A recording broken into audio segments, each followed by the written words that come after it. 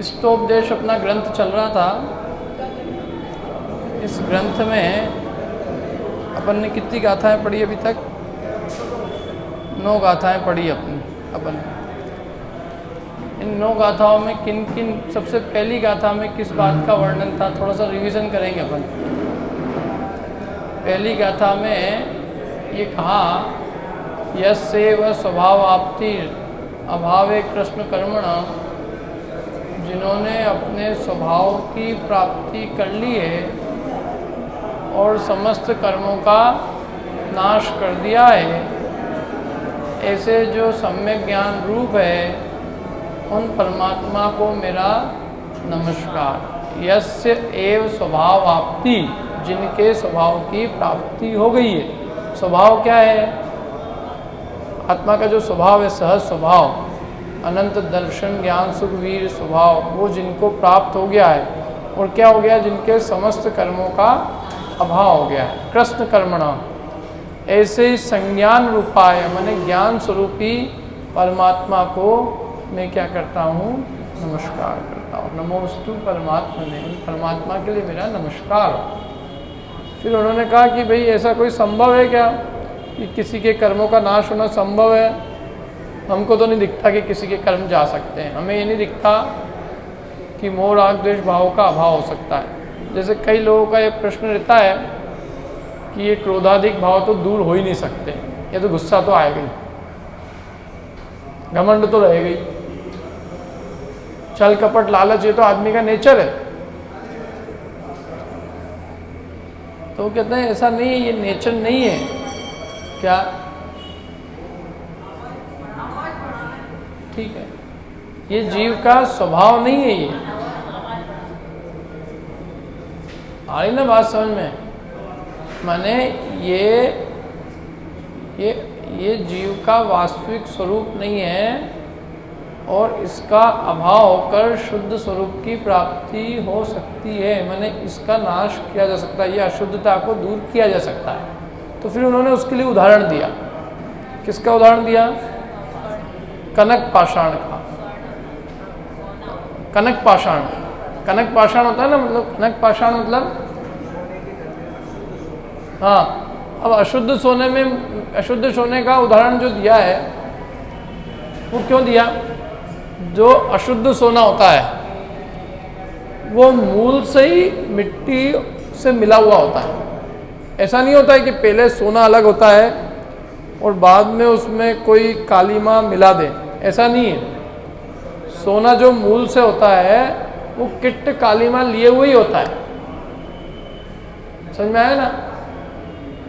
जैसे जो तिल होता है वो मूल से तिल्ली भी है और उसमें और तेल भी है। दूध है, गाय का जो थन से दूध निकलता है तो उसमें दूध भी है और पानी भी है, तो वो मूल से मिले हुए हैं। ऐसे ही जीव और कर्म का, जीव और शरीर का अनादि से संबंध है। माने ये ऐसा नहीं कि पहले शुद्ध थे बाद में अशुद्ध हो गए, ऐसा नहीं है। ये अनादि से अशुद्ध अवस्था को धारण किए हुए थे। कैसे? जैसे स्वर्ण पाषाण। स्वर्ण पाषाण कैसे होता है कि स्वर्ण पाषाण मूल से ही अशुद्ध है। तो स्वर्ण पाषाण में 2 तरह की अशुद्धि होती। कौन कौन सी? सोना होता है ना, सोना, सोने में 2 तरह की अशुद्धि है, एक अंतरंग और एक बहिरंग, जिसको कहते हैं किट्ट कालीमा। सोने का ऊपर का जो हिस्सा है वो मिट्टी लगी हुई है और जो खदान में से जो सोना निकला है कच्चा, उसमें अंदर भी किट्ट है। तो वो क्या करते हैं? अग्नि पे तपाते हैं तो उससे अंदर की जो किट्टीमा है वो भी जल जाती है और बाहर की जो है वो भी जल जाती है। इसलिए उसको 600 डिग्री पे, उसको ताप पे उसको गर्म करते हैं, जिससे क्या होता है कि सारी कालीमा तो निकल जाती है, किट्ट कालीमा, बहिरंग मेल और अंतरंग मेल। तो वो उस तपाने से जैसे वो सोना शुद्ध स्वर्ण हो जाता है। तो पता चलता है कि भाई सोना शुद्ध होने के बाद में कि ये कालीमा सोने की नहीं थी, क्योंकि यदि सोने की होती तो ये सोने से अलग नहीं होती। समझ में आया ना? अब कितने ही दबा जलाओ सोने को 600 डिग्री पे अब जलाओ, कुछ नहीं निकलेगा। जो कुछ सोने का नहीं था वो जलाने पे निकल गया, वो अलग था इसलिए वो निकल गया। वो सोना होता तो वो नहीं निकलता। समझ में आई कि नहीं बात? तो जैसे हमने गर्मी देकर और एक कनक पाषाण को स्वर्ण बनाया है, वो उसको जैसे वो मूल से भी अशुद्ध होने पर भी शुद्ध हो जाता है, ऐसे ही जीव भी यद्यपि मूल से कर्म के संयोग सहित है, मूल से मोह राग द्वेष भाव सहित है, मूल से वो शरीर सहित है, 8 कर्म से सहित है, लेकिन ऐसा नहीं कि वो सहित है तो कभी रहित नहीं होगा। हम सब अनादि से कैसे हैं? अशुद्ध है, कर्म के संयोग सहित है। ऐसा नहीं कि पहले कर्म अलग था, जीव अलग था, बाद में जीव और कर्म का संयोग हुआ हो। जब से जीव है तब से वो कर्म के साथ ही है। और चूंकि जीव और कर्म का अनादिकालीन संयोग है, इसलिए उस कर्म के उदय से होने वाले मोह राग द्वेष भाव भी जीव के अनादिकाल से। ये कोई नए नहीं है कि मोह राग द्वेष भाव हम नए कर रहे हैं। क्रोध मान माया लोभ भाव हमारे आज के नहीं है, ये भाव हमने अनादि से किए हैं और इसलिए हमको इनका संस्कार है। कषाय को कौन सिखाता है? किसी को, किसी बच्चे को सिखाता है कि तू गुस्सा कर? क्यों? तेरे को माँ, यदि तेरे को माँ की बात प्रिय नहीं लगे तो तू गुस्सा करना है। बच्चा छल कपट करता है कि नहीं? रोने लग जाता है कि नहीं कभी कभी? उसको मालूम है कि मेरे को चीज़ मिल जाएगी रोने से, तो झूठा रोता है कि नहीं? किसने सिखाया उसको ये? बोलो। और बच्चे को लोभ है कि नहीं है?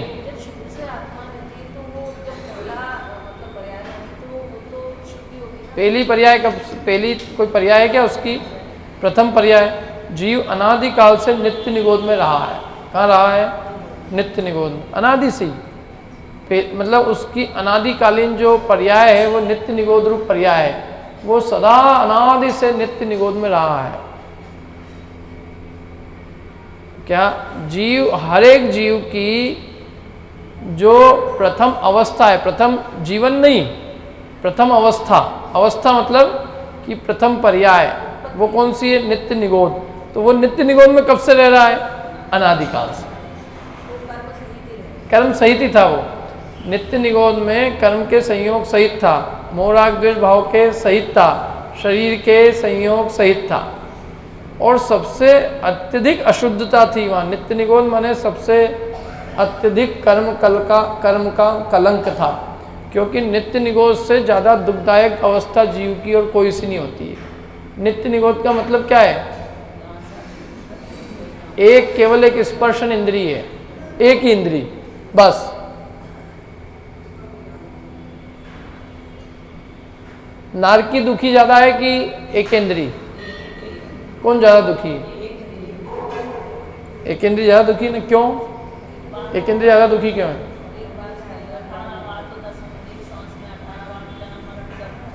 हाँ, तो हाँ, नारकी ज्यादा दुखी है कि एक इंद्रिय? नारकी। देखो, आपको एक उदाहरण देता हूँ मैं आपको। यदि कान में बहुत दर्द भी हो रहा हो, थोड़ा दर्द भी हो, तो भी आप कान को रखना पसंद करोगे कि थोड़ा दर्द होगा तो आपके हुए कान निकलवा दो? आंख में दर्द भी हो लेकिन दिखने को मिल रहा है तो चलेगा कि नहीं? क्यों? जीवान पे गरम तकलीफ भी है लेकिन तो भी जीवान चाहिए कि नहीं? दिमाग चाहिए कि नहीं? बोलो। कितनी शरीर की पीड़ा हो तो भी आदमी जीना चाहता है कि नहीं? ज्ञान भी चाहता है कि नहीं? तो जिसको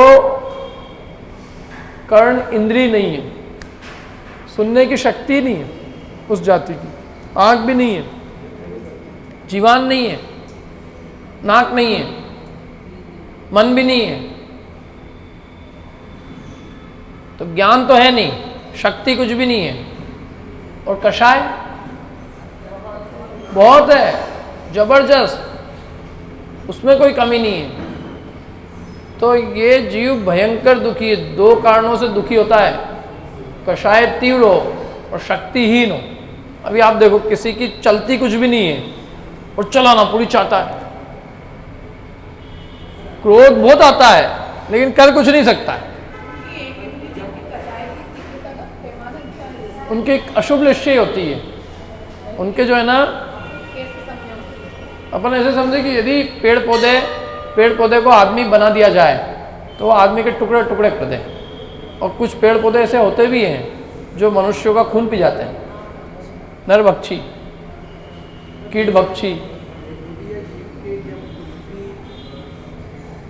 एक इंद्रिय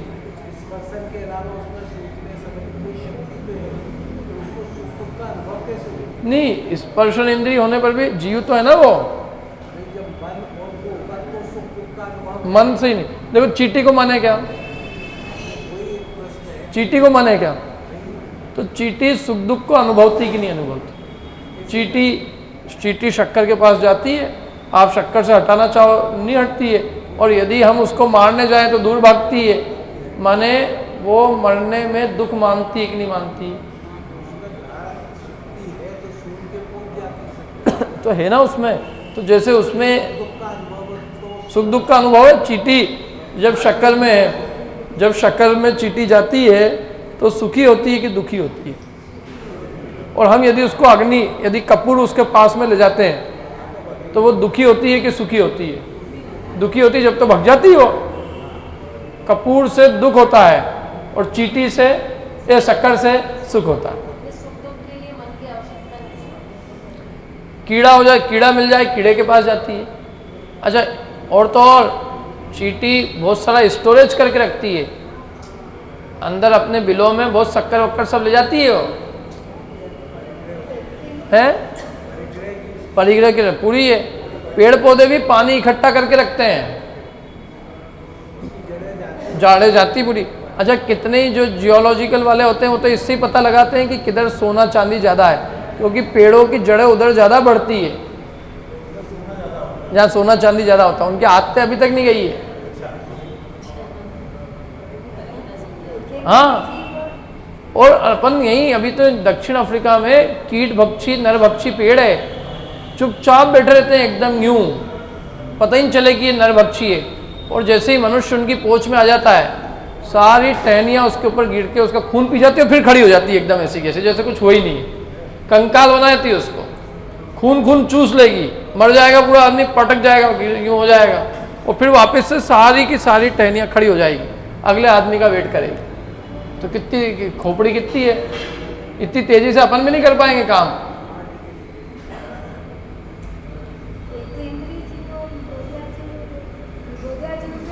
एकेंद्रीय, निगोदिया जीव वनस्पति का है।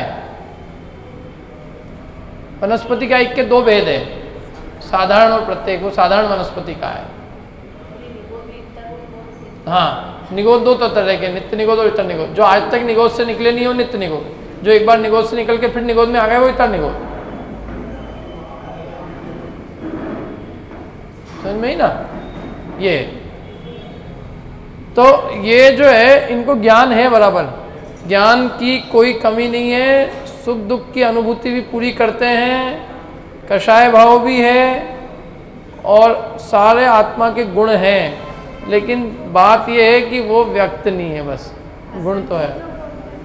असंगी इसलिए क्योंकि मन, असंगी का काम देखो, असंगी और संगी में अंतर समझो।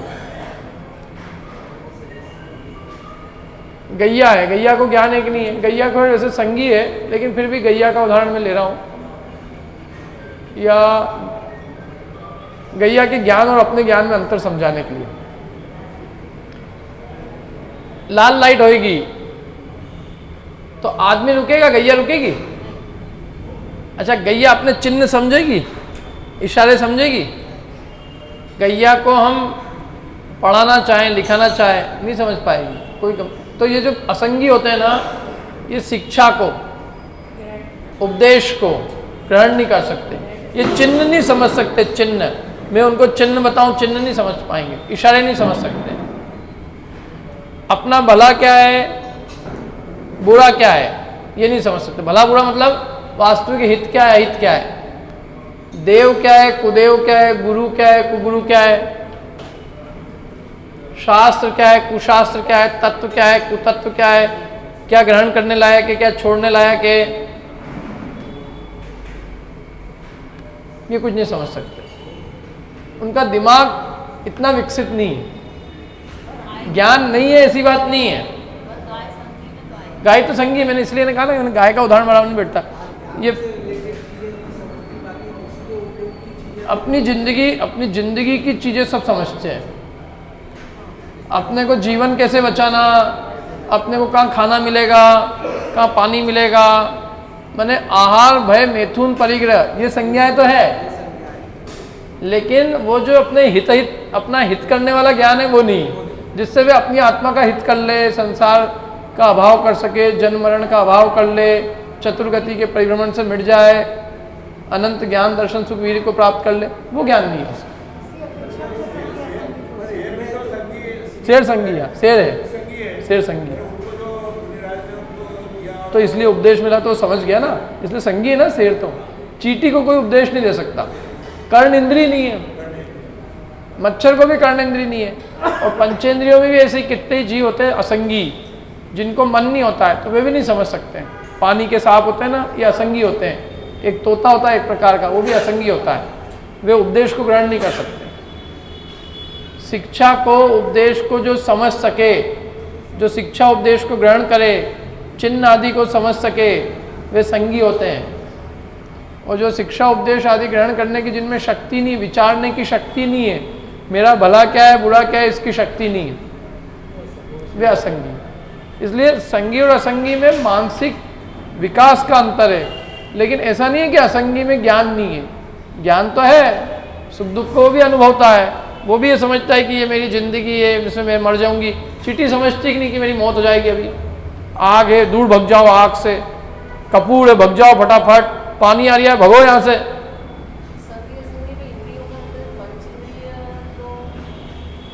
पांच इंद्री, चार इंद्री तक के सब जीव असंगी है, और पंचेंद्री के दो भेद है तिर्यंचों में।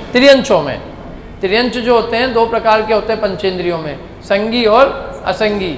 चार इंद्री तक के जितने भी जीव वो सब तिर्यंची है, और पंचेंद्रिय असंगी भी सब तिर्यंची है।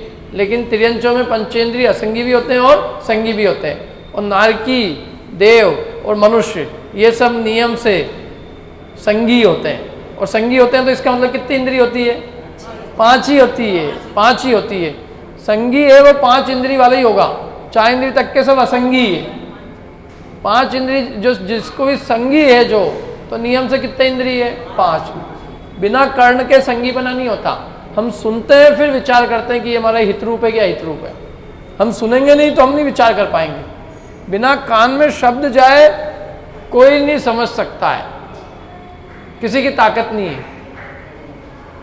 बिना भगवान की देशना मिले अपने हिताहित का विचार नहीं कर सकता। इसलिए सम्यक दर्शन की प्राप्ति में देशना लब्धि को कारण कहा है। उपदेश सुनता है, गणधर भी उपदेश सुनते हैं, मुनिराज भी उपदेश सुनते हैं। समझ में आया ना? कर्ण इंद्रिय से सुनते हैं, और सुनने से ही हो जाता है क्या विचार?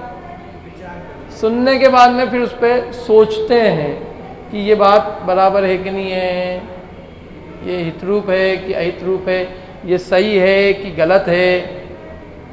हम सुनते सब है, हम सब्जी लेने जाते हैं, भाई कहती है सब बढ़िया है, एक नंबर माल है, ले जाओ।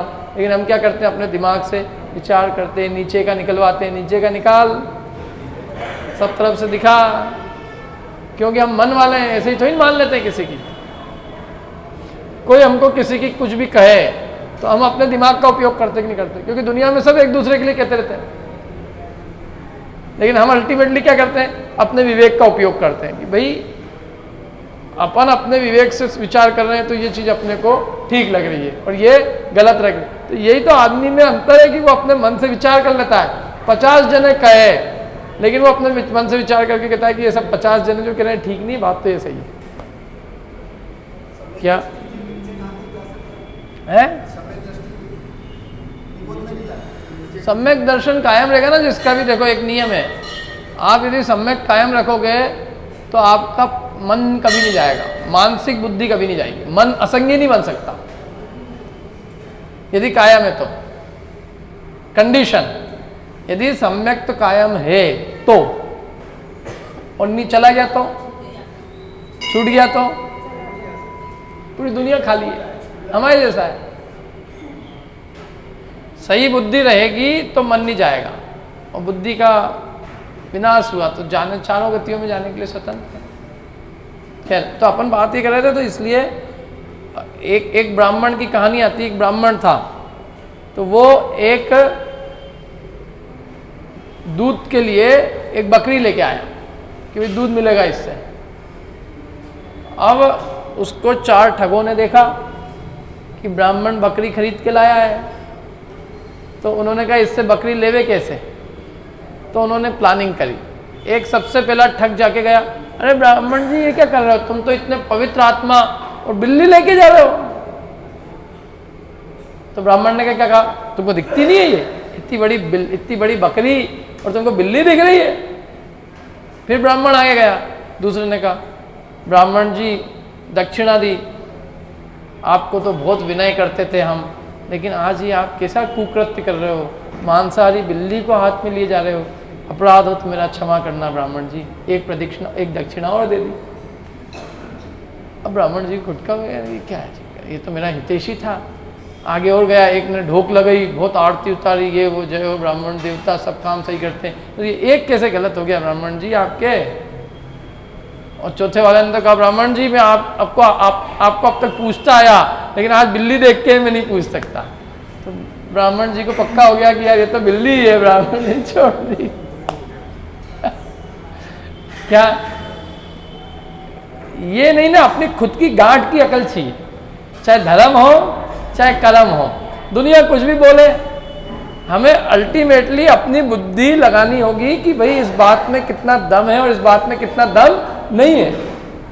दुनिया तो कहेगी ना, कहने वाले कहते रहेंगे।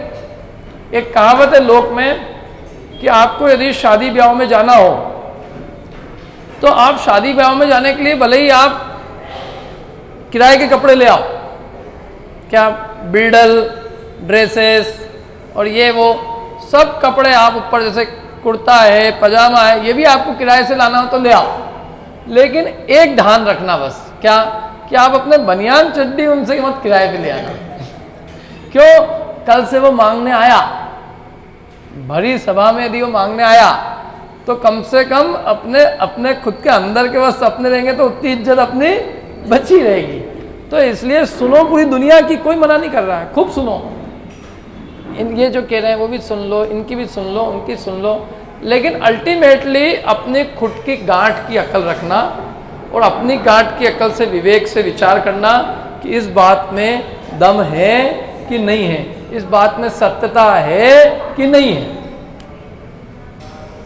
क्योंकि दुनिया तो नाना प्रकार की बातें कहेगी। एक कहावत है कि एक पिता और पुत्र एक घोड़े को खरीद के लाए, तो पिताजी घोड़े पे बैठ गए, बच्चा बेचारा नीचे चल रहा था। सुनी कि नहीं सुनी कहानी? तो उसको 4 तरह के लोग मिल गए और चारों ने उसको बेचारे को, किसी ने घोड़े पे नहीं बैठने दिया, पैदल उतर के चलने लग गए। पहले बोले बाप बैठ गया, बेटा नहीं बैठा, देखो बाप को इतनी वो नहीं है, अपने बेटे पे इतना ही प्यार नहीं है। बेटा बैठ गया तो बोले कैसा बेटा अभी नहीं है, अपने पिता को नीचे चला दिया है। दोनों उतर गए तो बोले कैसे मूर्ख है, घोड़ा चल रही है और फिर भी बैठ नहीं रहे। और दोनों बैठ गए तो बोले घोड़े की जान ले लेंगे क्या। अब क्या करे आदमी, क्या करे? अल्टीमेटली अपने को अपने विवेक का उपयोग करना पड़ेगा। सुनो सबकी और करो अपने मन की, और ये नहीं कर पाए तो जिंदगी में हर जगह दुखी रहेगा आदमी। अरे हमको ये जच रही है, हम कर रहे हैं, हमने अपनी बुद्धि विवेक का उपयोग किया है, अपनी गांठ की अकल लगाई, और गांठ की अकल लगाने के बाद हमको ये उचित लगा तो हम कर रहे हैं। जगत का तो काम ही क्या है, कहना, और जगत के कहने से हम अपने हित को तो ही छोड़ देंगे। हम मंदिर आएंगे तो हमारी पत्नी भी कहेगी कहाँ जा रहे हो, क्या महाराज बनना है, क्या ये करना है, क्या ये करना है, वो करना है। घर वाले कहेंगे भैया क्या इच्छा है, जो कुछ पूरी दुनिया कहे, हम अपनी बुद्धि का विचार करके, बुद्धि से विचार करके करेंगे कि नहीं कि भाई ये हमारे लिए हित का काम है, हितकारी है, हम करेंगे। तो इसीलिए तो वो संसार में घूम रहा है। हमको बुद्धि मिली काहे के लिए? लोगों की बुद्धि से चलना है, किराए की से कि अपनी खुद से है?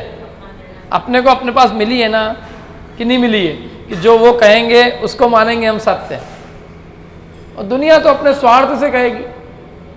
क्या टीवी को निरमा बेचना होगी तो कहेगी निरमा निरमा निरमा, वहाँ को अपनी ऋण भेजना होगी तो कहेगा गंदी लगाओ, ऋण लाओ और साफ कर लो, इससे सर्फ से साफ हो जाएगा। सर्फ आ रहा है आजकल तो खैर।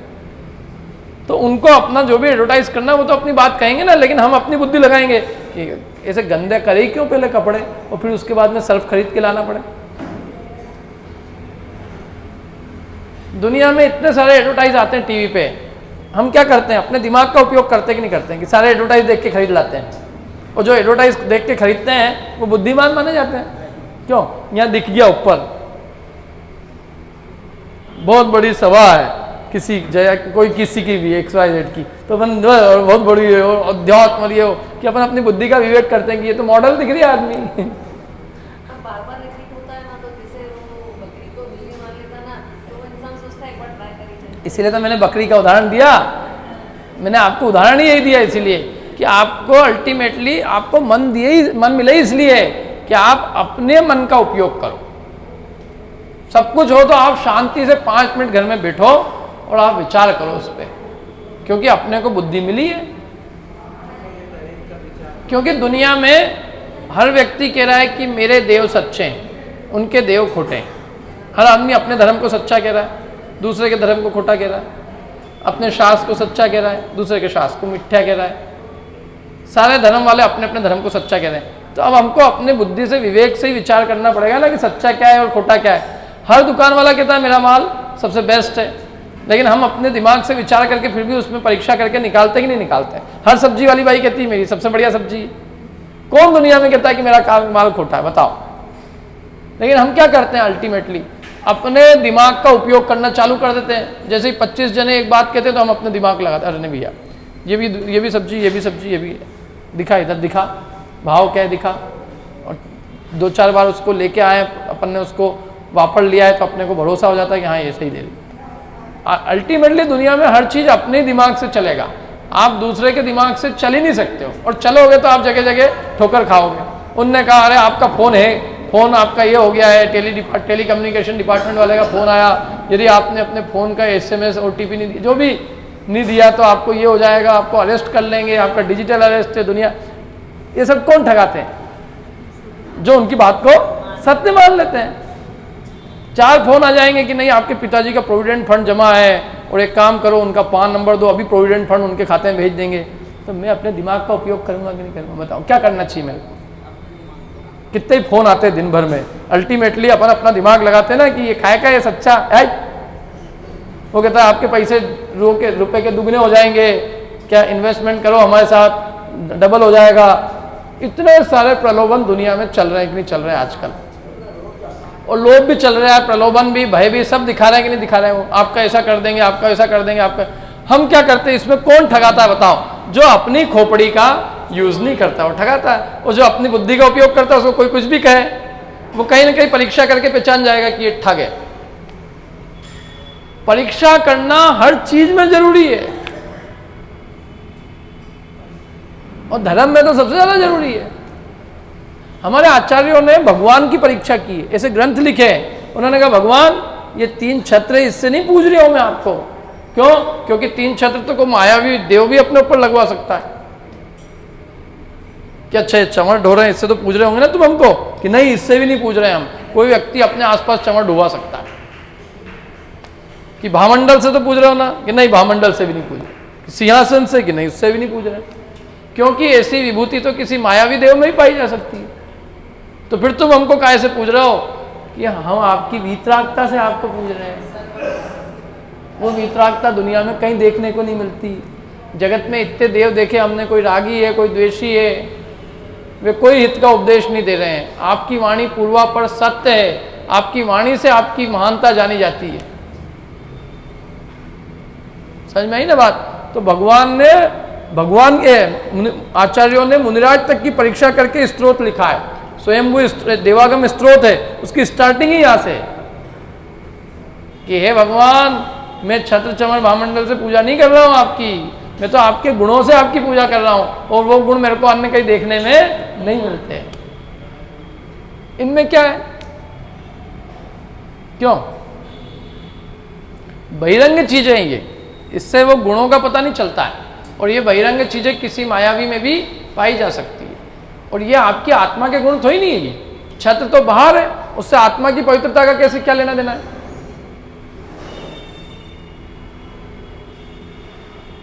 बताओ। किसी का मकान बहुत अच्छा हो तो आदमी बहुत सज्जन होएगा, इससे क्या लेना देना साहब?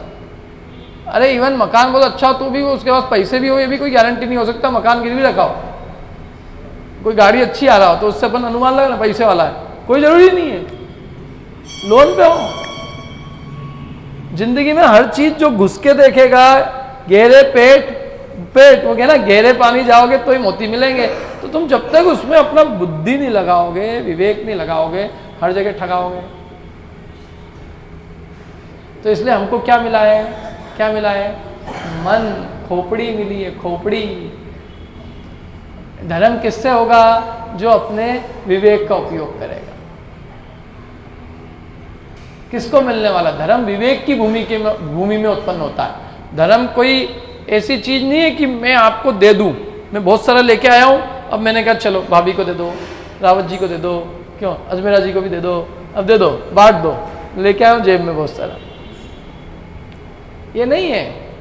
किसी दुकान पे नहीं कि अपन पैसे देके खरीद लाओ।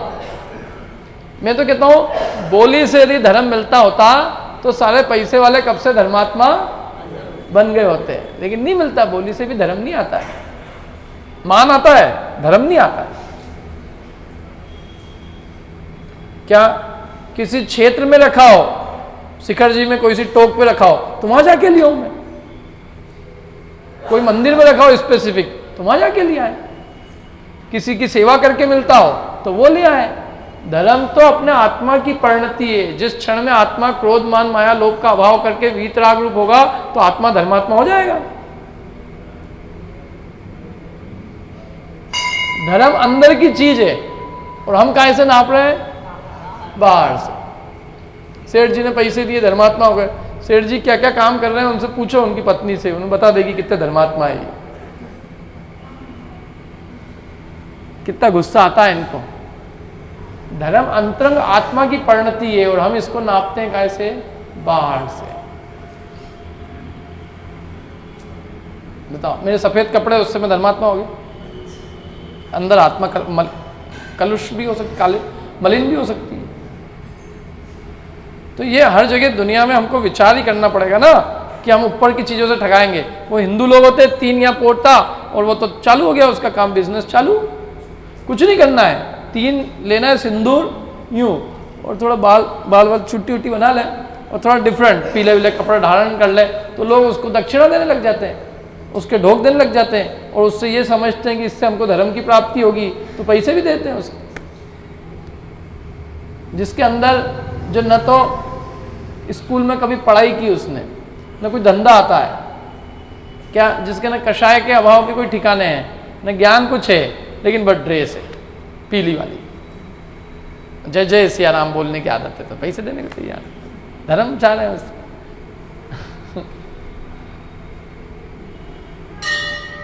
तो इसलिए ये जो चीजें है ना, ये बिल्कुल पूरी तरह से अपने परिणाम पर आश्रित है, पूरी तरह से। ये बाहर किसी चीज पे आश्रित नहीं है। ये हम पढ़ते भी अपवित्र हो या पवित्र जो नमोकार को ध्याता है, चाहे सुस्थित हो या सुस्थित, पाप मुक्त हो जाता है। अपवित्र है लेकिन अंतरंग परिणति शुद्ध कर ले तो पवित्र हो जाता है।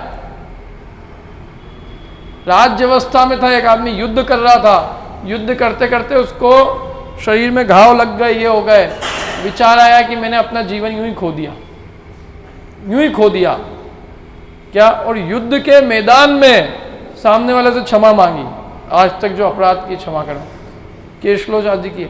हाथी पे बैठे बैठे सब लोग उसको कि भैया परिणति बदल गई, परिणति बदल गई, ये अभी तक क्रोध में था अब क्षमा में आ गए। राजा मधु क्षमा में आ गए क्या।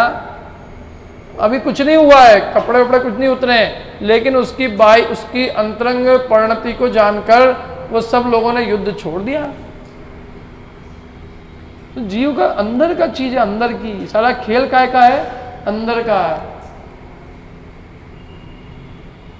तिर्यंच हाथी हरी हरी सब हाथी हरी हरी सब तिरे, शेर मांस खा रहा है, उपदेश सुन के मांस का ग्वाला तो हाथ में ही है, अभी छूटा नहीं है। अपन होते तो कहते हैं कुल्ला करके आ पहले, अभी उपदेश देंगे तेरे को, कुल्ला करके आ, मुंह धो क्या, और पूरा यूं हाथ जोड़, फिर हम तेरे को कहेंगे हाँ अब उपदेश देंगे। मुनिराज ने कोई वेट नहीं किया, मांस का ग्वाला मुंह में है, हिरण टूटा हुआ पड़ा है, एक मांस का ग्वाला मुंह में एक हाथ में है। अरे तू नारायण था, नारायण के भोगों से तृप्त नहीं हुआ, ये मांस से क्या तृप्त होगा। और पूर्ण भव स्मरण आ गया, तीर्थंकर का जीव हो गया। हम तो 25 बार हाथ धुलाए उसको यहाँ पे आ जाए तो, और नहीं धोए तो वो बाहर कर दे उसको।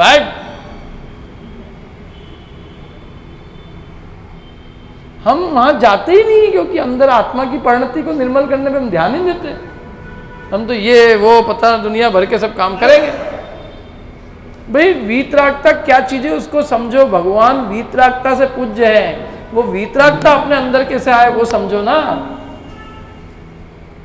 बहिरंग अशुद्धि वस्तु नहीं है, अंतरंग अशुद्धि वो चीज है। और इन मंत्रों में इतनी ताकत है कि बाहर के अशुद्ध आदमी को भी शुद्ध बना देती है। अपवित्र हो या पवित्र, जो नमोकार को ध्यावे तो शुद्ध हो जाए। वेंटिलेटर पे पड़ा हुआ आदमी, भले ही सब ड्रिप्स लग रही है, मलमूत्र है, वो आदमी नमोकार मंत्र को ध्याता है, चित्त में पंच परमेष्टि के अपने आत्मा के स्वरूप का विचार करता है, अपने परिणाम को निर्मल करता है, शुद्ध है। और यहाँ 10 बार नहाया धोया हुआ आदमी तीव्र क्रोध मान माया लोभ रूप परिणाम में है, वहां अशुद्ध है। हाथ धो के भी दूसरे पे चिल्लाए, ए तुमने हाथ नहीं धोए, छुएगा नहीं, अपवित्र हो जाएगा, ये हो जाएगा, अशुद्ध है। कषाय नहीं गई तो अशुद्ध है।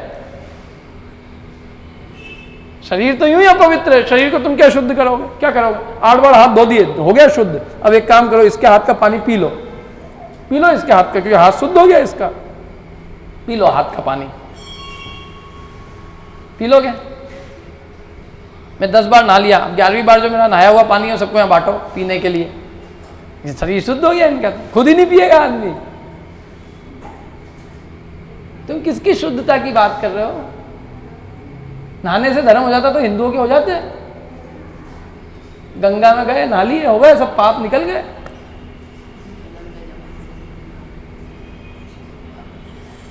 शुद्धि का ऐसे, अशुद्धि का ऐसे हैं। अरे देह तो अपवित्र ही है क्या। सागर के जल सो शुचि कीजे तो भी शुद्ध ना हो। ये तो बहिरंग होती है लोक व्यवहार। एक बार हाथ धो लिया, हो गया काम। अंदर जिसको साफ करना है, जो असली अपवित्रता है, वो तो आत्मा की है, क्योंकि मैं आत्मा हूं। और मेरी अपवित्रता क्या है, मिथ्यात्व और कषाय, क्रोध मान माया लोभ, ये मेरी अपवित्रता। मैं इससे परेशान हूं, मैं दुखी इससे हूं। क्या सोने में 2 तरह की कालिमा है, बाहर की भी और अंदर की भी। तो बाहर की निकालना इजी है, पानी से धोएंगे तो भी बाहर निकल जाएगी। लेकिन वो जो अंदर के अंदर है ना, उसको टेम्परेचर देंगे तो वो अंदर का मल जलेगा। वो इजी नहीं है, वो दिखती नहीं है, लेकिन वो जानता है सुनार के अंदर है, खोट है अंदर बहुत सारी। उसको जलाओ, जलाने से क्या होगा, सोना नहीं जलेगा और मेल जल जाएगा। तो ऐसे ही आत्मा बहिरंग रूप से जो अपवित्रता दिख रही है ना, वो कुछ भी नहीं है उसकी। उसकी जो अपवित्रता है वो तो अंतरंग, जो उसके मोह राग द्वेष परिणाम है, वो उसकी अपवित्रता है। और वो कह रहे हैं वो दूर हो सकती है। मिले अनादि, यद्यपि अनादि से अपवित्रता आई हो, लेकिन दूर हो सकती है। दूर हुई है, महापुरुषों की दूर हुई है। अनंत अनंत सिद्ध बने हैं जिन्होंने अपनी अपवित्रता दूर करके पवित्र हो गए हैं। तुम अपने आत्मा का स्वरूप समझो कि तुम भी ऐसे ही हो। इसलिए उन्होंने वो उदाहरण दिया दूसरा कि भैया योग्य यदि सामग्री मिल जाए तुमको भी, तो तुम भी भगवान जैसे बन सकते हो। जैसे सोने को योग्य सामग्री मिलती है तो शुद्ध सोना हो जाता है, ऐसे हमें भी द्रव्य क्षेत्र काल भाव की सामग्री मिले तो हम भी शुद्ध परमात्मा बन सकते हैं। अपने 2 ही गाथाओं का वो हुआ आज रिवीजन क्या, लेकिन मैंने कहा थोड़ा सा रिवीजन करा देते हैं। 2 गाथा हो गई। अब ये 2 गाथा पक्के से याद रखना। मैं तो याद भी कराता हूँ लेकिन आप लोग सबको याद नहीं करा रहा हूँ मैं बाकी तो याद करना चाहिए। यस्सेव स्वभावाप्तिर अभावे कृष्ण कर्मण तस्में ये संज्ञान रूपाय नमोस्तु परमात्मने। करो करो जितना जितना जितना हो जाए बढ़िया। और संस्कृत भी समझा दूंगा मैं, आप चाहोगे तो। मैंने संस्कृत पढ़ रखी है तो एक एक शब्द का भी अर्थ समझना हो तो वही बता दूंगा, लेकिन भाव समझो मेन तो क्या कि चीज़ क्या कह रहे हो। ठीक है, अब आज की बात इतनी रखते हैं, कल आओगे आप लोग, कल टाइम पे हैं? आओगे तो मैं आ जाऊँगा कल से टाइम पे आएंगे। थोड़ा आज मैं लेट हो गया, कोशिश करूँगा। क्या मेरे को पूजा करके बिल्कुल भागना पड़ता है। 8:35 के आसपास। जिनवाणी के ज्ञान ते सूझे लोकालोक सोवाणी मस्तक सदा ते